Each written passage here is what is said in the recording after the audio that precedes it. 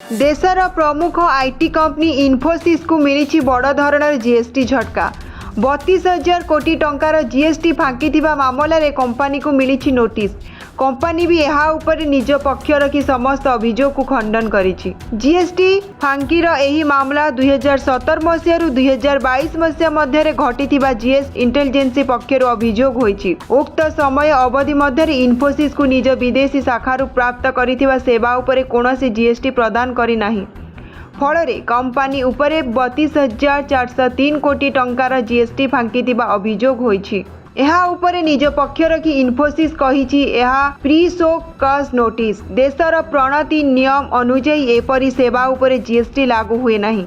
इन्फोसिस प्रवक्ता कहिसेंति जीएसटी परिषद बैठक में जारी सर्कुलर अनुଯାयी भारतीय कंपनी विदेशी शाखारु पाउथिबा सेवा जीएसटी अंतर्गत नुहे। आईटी सर्विस रप्तानी और आमदानी उपरे जीएसटी लागू हेउथिबा बेले एहा सेथिरे अंतर्भुक्त नुहे बोली कंपनी कहिछि।